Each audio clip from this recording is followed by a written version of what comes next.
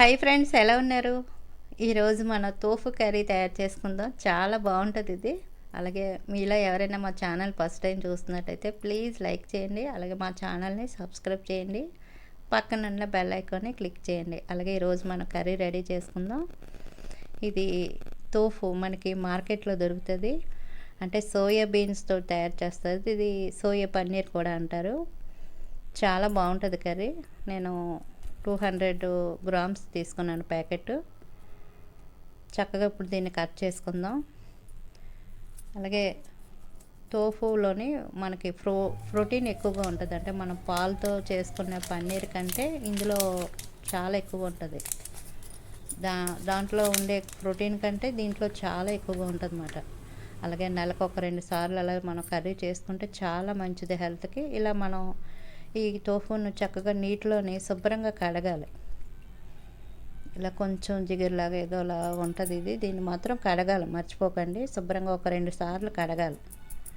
ఇలా కడిగిన తర్వాత ఇప్పుడు మనకి నచ్చిన సైజులోని ముక్కలు కట్ చేసుకుందాం. అలాగే తోఫులోని కాల్షియం ఎక్కువగా ఉంటుంది. ప్రోటీన్ అయితే ఇంక చెప్పక్కర్లేదు, చాలా ఎక్కువగా ఉంటుంది. అలాగే పీచు పదార్థం కూడా ఇది.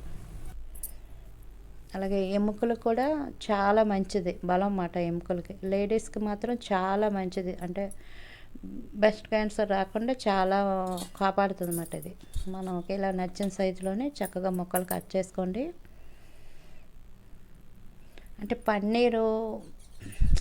పన్నీర్లోని ప్రోటీన్ ఉంటుంది, కానీ పాలతో చేసుకున్న పన్నీర్లోని ప్రోటీన్ ఉంటుంది, కానీ దానికంటే ఎక్కువగా ఇందులో ఎక్కువగా ఉంటుంది అన్నమాట ప్రోటీన్. అలాగే మనం పాలతో చేసుకున్న పన్నీరు కొంచెం రేట్ ఎక్కువ ఉంటుంది, కానీ ఇది తక్కువ అన్నమాట. మనకి తక్కువ రేట్లోకి చక్కగా వచ్చేస్తుంది.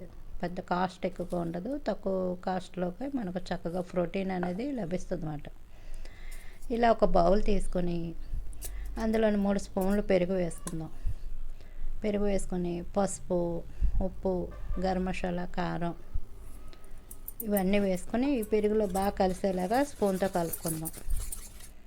అంటే ఈ తోఫుని మనం ఇందులోని చక్కగా కలపడం వల్ల మనం తినేటప్పుడు టేస్ట్ బాగుంటుంది అన్నమాట. ఉప్పు, కారం ఇవన్నీ పట్టి మనం కూరలోని డైరెక్ట్గా వేసే కంటే ఇలా కలుపుకొని మనం వేసుకుంటే చక్కగా బాగుంటుంది తినేటప్పుడు. దీన్ని పక్కన పెట్టుకుందాం ఒక 5 నిమిషాలు.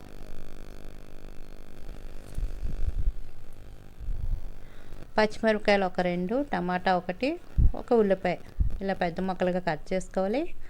అలాగే అల్లం చిన్న ముక్క, వెల్లుల్లి కొద్దిగా, ఇవన్నీ పెట్టుకొని జీడిపప్పు ఒక 20 వాటర్లో నానబెట్టుకోండి. ఇప్పుడు గ్యాస్ ఆన్ చేసుకొని బాండీ పెట్టుకొని ఒక 2 స్పూన్లు ఆయిల్ వేసుకొని, మీకు ఇప్పుడు బటర్ ఉంటే బటర్ వేసుకోవచ్చు. అంటే బటర్ వేసుకుని వేపుకుంటే టేస్ట్ బాగుంటుంది. నేనైతే ఆయిల్ వేసుకున్నాను. ఎక్కువసేపు అక్కర్లేదు, ఒక 3 నిమిషాలు వేపుకుంటే సరిపోతుంది. అంటే కొంచెం పచ్చి వాసన పోయే వరకు, మరీ బాగా ఎర్రగా వేపక్కర్లేదు. ఇలా కొద్దిగా వేగిన తర్వాత దీన్ని ఒక ప్లేట్లో తీసుకుందాం.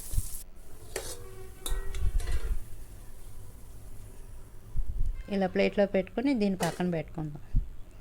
ఇదే బాండీలోని ఒక 3-4 స్పూన్ల ఆయిల్ వేసుకొని, ధనియాలు 1/2 టీ స్పూను, జీలకర్ర 1/2 టీ స్పూను వేసుకొని ఒక్క 2 నిమిషం వేపిన తర్వాత ఇందులోని వెల్లుల్లి, అల్లం, అలాగే ఉల్లిపాయ, పచ్చిమిరపకాయ ముక్కలు, టమాటా ఇవన్నీ వేసుకుందాం.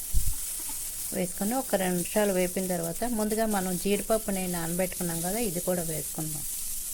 జీడిపప్పు వేయడం వల్ల టేస్ట్ బాగుంటుంది. జీడిపప్పు లేదు అనుకుంటే మీరు ఆ ప్లేస్లో పల్లీలైనా వేసుకోవచ్చు. జీడిపప్పు వేసుకుంటే టేస్ట్ బాగుంటుంది. ఇవన్నీ వేసిన తర్వాత కలుపుకొని మూత పెట్టుకుందాం. మూత పెట్టుకుని ఒక 3 నిమిషాలు ఉంచుకుందాం. అంటే ఇవన్నీ కొంచెం మెత్తగా అవ్వాలన్నమాట. 3 నిమిషాల తర్వాత మూత తీసి చూడండి, టమాటా కూడా కొంచెం మెత్తగా అయ్యింది. చక్కగా అంతా కలుపుకొని దీన్ని చల్లారి పెట్టుకుందాం. గ్యాస్ కూడా ఆఫ్ చేస్తాను నేను. ఇది చల్లారిన తర్వాత మిక్సీ జార్లో వేసుకోవాలి. ఇది బాగా చల్లారిన తర్వాత మిక్సీ జార్లో వేసుకొని కళ్ళు ఉప్పు వేసుకుంటున్నాను నేను. సరిపోయినంత ఉప్పు వేసుకొని కొద్దిగా నీళ్ళు పోసి దీన్ని మెత్తగా పేస్ట్ చేసుకోవాలి. బాగా మెత్తగా పేస్ట్ చేసుకోవాలి. దీన్ని పక్కన పెట్టుకొని ఇప్పుడు కర్రీ రెడీ చేసుకుందాం. ఇప్పుడు బాండీ పెట్టుకుని బటర్ ఉంటే బటర్ వేసుకోండి. నేనైతే నెయ్యి వేసుకుంటున్నాను. ఒక 2 స్పూన్లు నెయ్యి వేసుకొని కొద్దిగా ఆయిల్ వేసుకుంటున్నాను.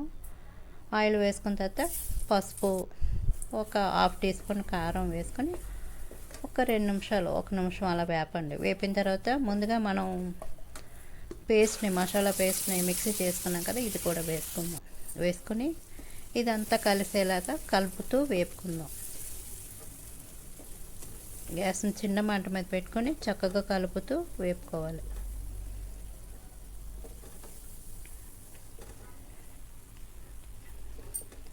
ఇప్పుడు మనకి చాలా షాపుల్లో మనకు దొరుకుతుంది. చక్కగా తెచ్చుకొని కనీసం నెలకు ఒకసారి 2 సార్లు వండుకోండి. చాలా చాలా మంచిది.